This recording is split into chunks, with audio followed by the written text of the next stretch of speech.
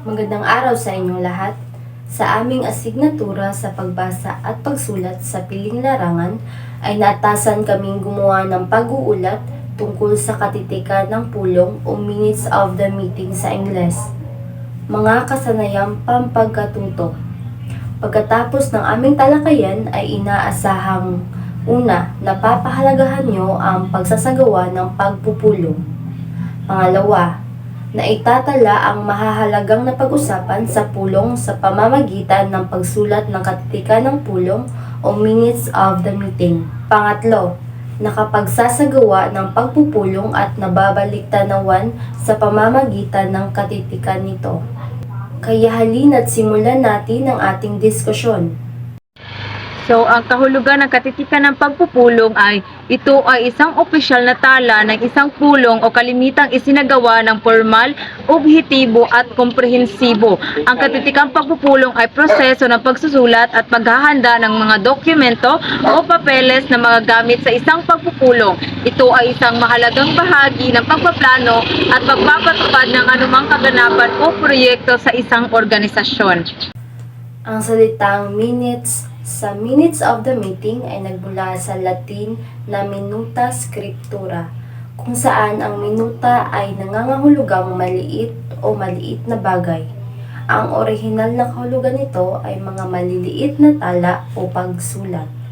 Noong ika-18 siglo, ang termino minutes ay naging kilala bilang talaan ng mga desisyon o resolusyon ng isang organisasyon o komite. Ang kahalagan ng katitikang pagpupulong, ito ay una, organisasyon at sistematikong proseso. Pangalawa, malinaw na pagpapahayag ng layunin at agenda. Pangatlo, kasaysayan ng mga diskusyon. Pang-apat, tamang interpretasyon ng mga usapan. Panglima, ugnayan o komunikasyon. So, sa kabuuan, ang katitikang pagpupulong ay naglalayong mapadali at maging organisado ang mga pagpupulong sa isang organisasyon. Ito ay isang mahalagang kasangkapan upang masigurado ang malinaw na komunikasyon, tamang interpretasyon at matagumpay na pagpapatupad ng mga kaganapan. Ang pangunahing layunin ng katitikan ng pulong ay ang pagbibigay ng formal na ulat hinggil sa mga naganap sa isang opisyal na pagpupulong. Layunin nitong maiparating ng maayos at tiyak ang mga mahalagang aspeto ng pulong para sa kabatiran ng mga interesadong partido. Ang layuning ito ay hindi lamang magbigay ng ulat kundi pati na rin magtaglay ng maingat na analisis sa mga diskusyon at pasya na naganap. Sa ganitong paraan, mas maintindihan ng lahat lalong-lalo na ng mga hindi nakakaroon ang kahalagahan at resulta ng nasabing pagpupulong. Ngayon naman ay tatalakayin natin ang mga bahagi ng katitikan ng pulong. Una, heading. Ang heading ay naglalaman ng pangalan ng samahan, organisasyon o kumpanya. Makikita rin dito ang petsa, lugar ng pinagdausan at mga oras ng pagsisimula at pagtatapos ng pulong. Sa halimbawang inyong nakikita, nakalagay ang paaralan na nanguna sa pagsasagawa ng pulong at ang tiyak na lugar kung saan matatagpuan ang Malinaw National High School. Nakasaad din ang layunin ng pulong na tungkol sa paghahanda ng Career Advocacy Orientation Program para sa senior high. Petsa at oras kung kailan ito naganap at ang pangalan ng tagapanguna sa pulong. Pangalawa, mga kalahok o dumalaw. Nakalagay dito ang mga pangalan ng lahat ng dumalo, bilang ng taong dumalo, at pangalan ng lahat ng dumalo maging ang liban. Sa halimbawang inyong nakikita, may nakalagay na numero kung ilan lahat ang dumalo, which is 28, at kung inyong mapapansin ay may mga departamento na mga asignatura ng mga guro ang nakalagay sa mga taong dumalo at buong pangalan naman sa mga nakaliban. Pangatlo, action items o usaping na pagkasunduan. Mahahalagang tala hinggil sa paksang tinalakay maging ang mga hindi natapos o nagawang proyekto ng nagdaang pulong. Isa ito sa pinakamahalagang bahagi ng katitikan ng pulong dahil dito hinahanay ang mga napag-usapan. Sa halimbawang inyong nakikita, hinahanay dito ang sistema ng pagpupulong mula sa call to order, panalangin, pananalita ng pagtanggap, pagbasa at pagtibay na nagdaang katitikan ng pulong at ang pagtatalakay sa agenda ng pulong. Sa agenda ng pulong ay tinalakay nila ang venue ng gawain, panauhin ng pandangal at pagkain. Makikita dito na bawat departamento ay may kanya-kanyang gawain katulad na lang sa panauhing pandangal na ang tumatalakay ay mga guro sa departamento ng akademiko. Sa kabuuan, ang bahaging ito ay malalaman kung naging matagumpay ba ang pagsasakatuparan ng agenda. Ang ika-4 na bahagi ay pagtatapos. Nakatala rito kung anong oras natapos ang pulong. Tinutukoy lamang sa bahaging ito kung anong oras tiyak na natapos ang pulong. Sa halimbawang inyong nakikita, nakasaad ang sa dahilan na wala ng anumang mga paksa na kailangang talakayin at pag-uusapan, ang pulong ay winakasan sa ganap na oras na alas 11:30 ng umaga. Panglima, schedule ng susunod na pulong. Itinatala sa bahaging ito kung kailan at saan gaganapin ang susunod na pulong. Ang bahaging ito ay nakadepende lamang sa napagkasunduan ng mga kasapi o nagpupulong kung magkakaroon ba ng kasunod na pulong. Panghuli, lagda. Sa bahaging ito, makikita ang pangalan ng taong kumuha ng katitikan ng pulong at kung kailan ito isinumite. Ang paglalagay ng lagda ay formal na katibayan na ito ay talagang itinala at kasama sa pulong ang nagtala nito. Uri ng katitikan ng pulong. Una, ulat ng katitikan. Lahat ng detalyeng napag-usapan sa pulong ay nakatala. Dito sinulat ang lahat ng mga detalyeng napag-usapan sa pulong, mula sa pangunahing puntos hanggang sa mga specific na diskusyon. Layunin nito magbigay ng komprehensibong record ng buong pulong. Pangalawa, salaysay na katitikan. Isinalaysay lamang ang mahalagang detalye ng pulong. Dito naman ay isinilaysay lamang ang mga pangunahing detalye o mahalagang bahagi ng pulong. Binibigyang diin ang mga aspeto na may malaking kahalagahan o may malalim na implikasyon. Pangatlo, resolusyon na katitikan. Nakasaad lamang ang lahat ng isyong napagkasunduan. Ito ay naglalaman ng mga napagkasunduan o resolusyon hinggil sa isang partikular na isyu na napag-usapan sa pulong. Maikli ito at nakatuon sa konkretong aksyon o pasya na kinakailangan gawin matapos ang pulong. Mga hakbang sa pagsulat ng katitikan ng pulong. Una, magpasya kung anong format ang gagamitin sa paggawa ng katitikan ng pulong.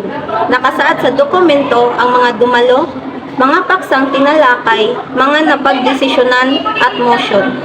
Ang format ng katitikan ng pulong ay naglalayong magbigay ng sistematikong pagkakasunod ng mga impormasyon na naganap sa pulong. Pangalawa, magpasya kung anong paraan ang gagamitin para sa pag-record ng pulong, kwaderno, laptop o tape recorder. Ang pagpili ng paraan ng pag-record ng pulong ay mahalaga upang matiyak na maipapatala ng maayos ang mga impormasyon.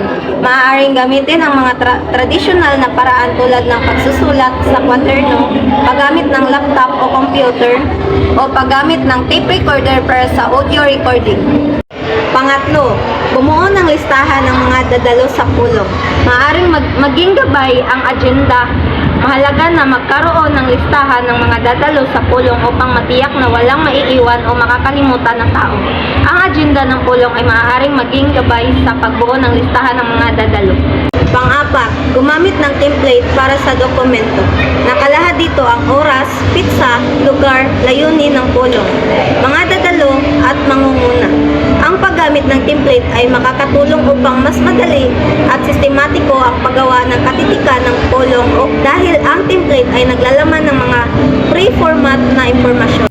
Panglima, isulat ang mga mahahalagang impormasyon habang nagpupulong. Kung mayroon ng template, mas madali ang pagtatala.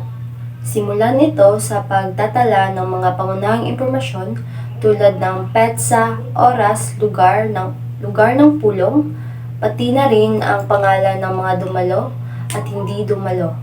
Sa bahaging ito, isulat ang mga mahahalagang detalye ng pulong upang magkaroon ng maayos na konteksto ang mga sumusunod na bahagi ng katitikan. Pang-anim, pagkatapos ng pagpupulong, i-verifika ang mga naitala o kaya na may basahin ang mga paksang na pagdesisyonan dahil maaring may ilang nakaligtaan upang maiwasan ang mga ito.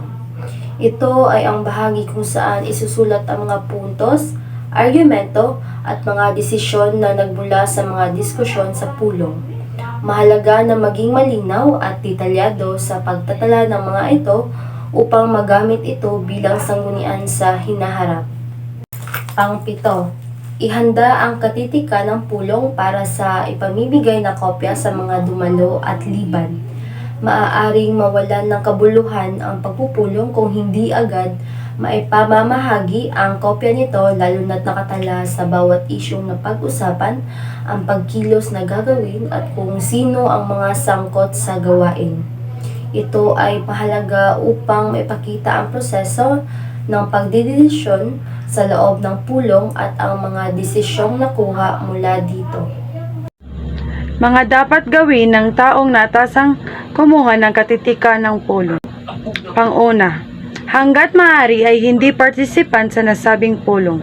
Ang taong natasang kumuha ng katitikan ng pulong ay hindi dapat maging kasali sa pulong na ito hanggat maaari. Pangalawa, umupo malapit sa tagapanguna o presider. Dapat umupo sa malapit sa leader o tagapanguna ng pulong. Pangatlo, may sipi ng mga pangalan ng mga taong dadalo sa pulong. Dapat magkaroon ng tala ng mga pangalan ng mga taong dadalo sa pulong. Pang-apat, handa sa mga sipi ng agenda at katitikan ng nakaraang pulong. Dapat handa sa mga tala ng mga usapin at nangyari sa nakaraang pulong. Panglima, nakapokus o nakatuon lamang sa mga nakatalang agenda. Dapat mag-focus o tutok lamang sa mga nakalista na mga usapin na dapat talakayin sa pulong. Pang-anim, natataglay ng tumpak at kumpletong heading. Dahil ang heading ay isang mahalagang bahagi ng katitikan ng pulong. Dapat ito maglaman ng mga detalye tulad ng pitsa, oras at lugar ng pulong.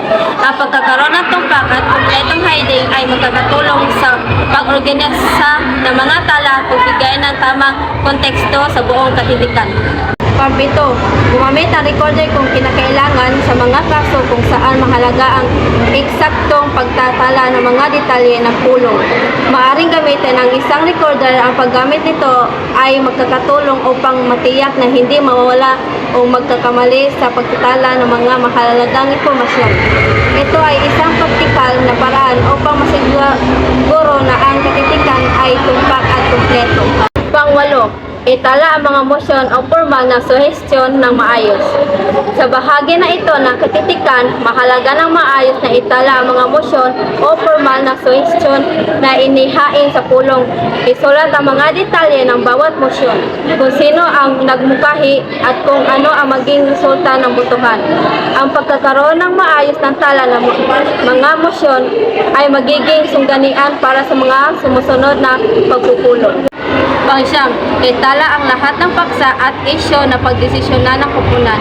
Mahalaga maipapatala ng lahat ng mga paksa at isyo na pagdesisyonan ng koponan sa pulong. Isulat ang mga detalye ng mga napagkasunduan, mga aksyon na dapat gawin at mga responsibilidad ng bawat isa. Ito ay magiging gabay para sa mga sumusunod na hakbang at upang masiguro ang maayos na pagpapatupad ng mga napagkasunduan. Pang-sampu, isulat o isaayos agad ang mga datos pagkatapos ng pulong. Mahalaga na isaayos o isulat agad ang mga datos na nakalap sa pulong matapos ito.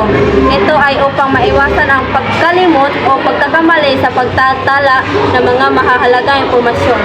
Ang agarang pag-aayos ng mga datos ay magiging kapaki-pakinabang para sa mga sumusunod na pagpupulong at sa pagbuo ng mga reporte o dokumento. Sa ating pagtatapos ngayon, malalaman natin kung naiintindihan nyo ba ang aming diskusyon sa pamamagitan ng paggawa ng isang activity.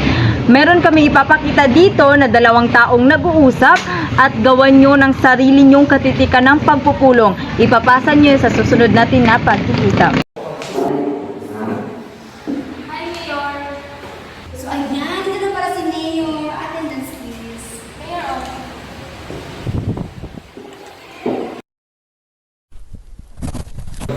Ano na po ba?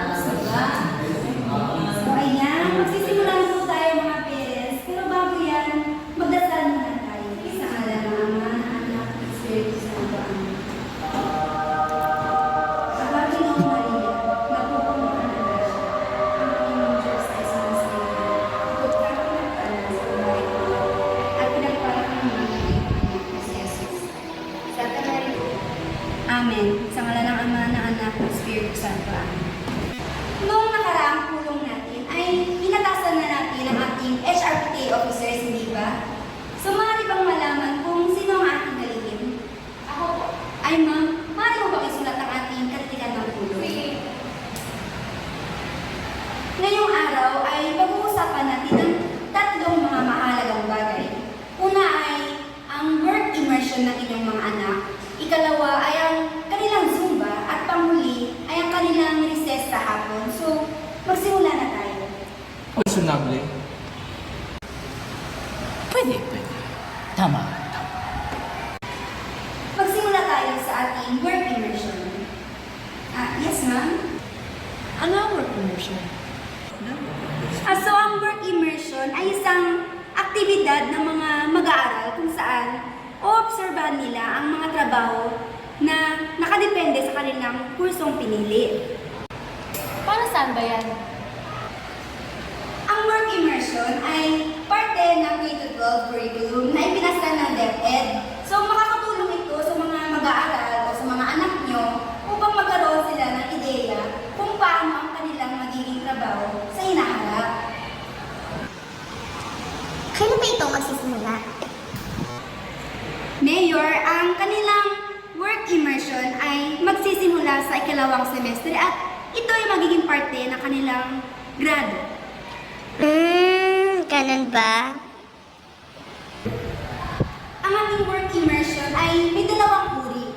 Ang una ay ang ating in-campus at mayroon din namang off-campus. Ang ating in-campus ay yung work immersion ng mga bata na magaganap lamang dito sa loob ng paaralan. Mayor Benben, di ba ang iyong anak na si Bambang ay gustong kumuha ng nursing sa kolehiyo? Tama. So ang kanyang mga kasama na nais din kumuha ng medical courses ay mag-work immersion sa ating clinic. Paano naman ang makukuha ng engineering courses? Tama. Paano naman yung anak kong gustong maging inhinyero? Anong mangyayari sa kanya?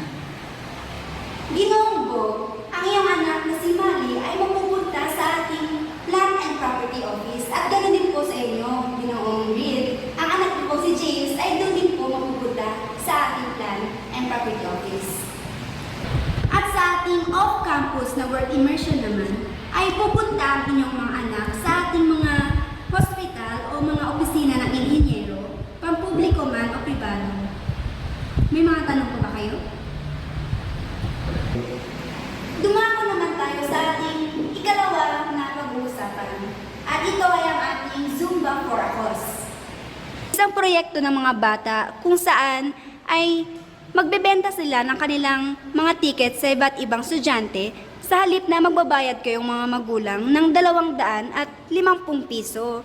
Makakatulong ito upang makatipid tayo, hindi ba? Tama. Questionable. Pwede. Tama. Ano pa makukuha natin dito? Gaya nga ng sinabi ko, ang proyektong ito ay isang Zumba for a Cause. So, ang perang maiipon o makukuha natin mula rito ay gagamitin natin pambili ng ating LED TV na magagamit ng mga bata sa kanilang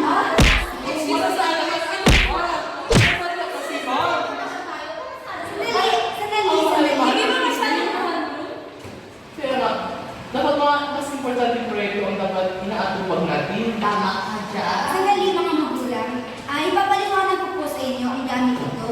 Ang ating LED TV ay makatutulong upang magamit ng mga bata ng manood ng mga educational programs. Maaari din namang hindi na nila kailangan ng LCD projector dahil nandyan ang kanilang TV upang ipakita ang kanilang mga PowerPoints o mga presentasyon sa kanilang.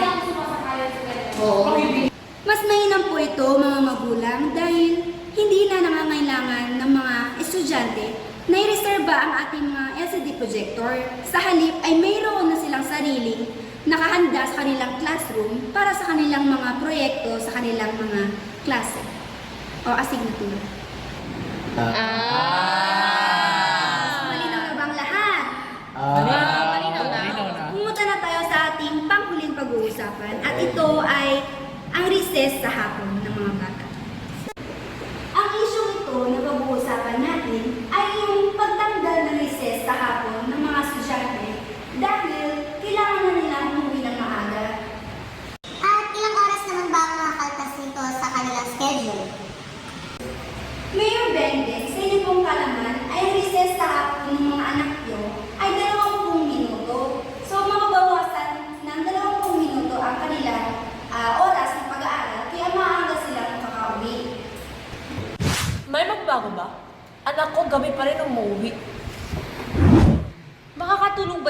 kaligtasan ng aking anak?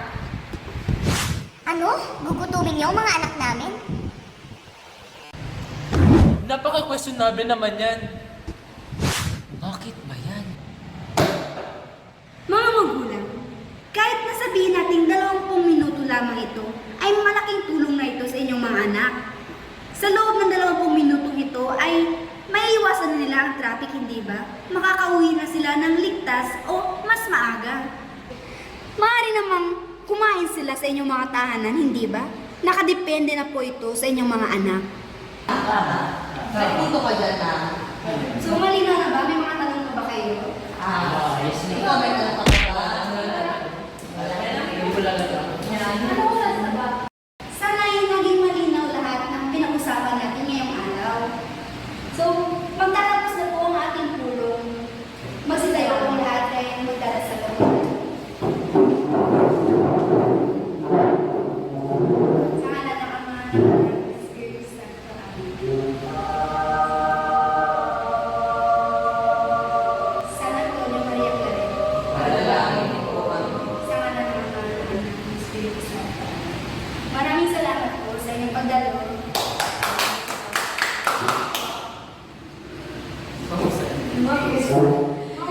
Salamat ngayon sa iyong oras. Sa iyong pagdalo. Pa-picture mayor, selfie tayo. Facundo! Ginangtan! Andito na po ang kalitikan ng pulong. Ay, maraming salamat, Mamusay. Naway may natutunan kayo sa aming mga tinalakay. Salamat sa pakikinig, kamag-aral. Paalam!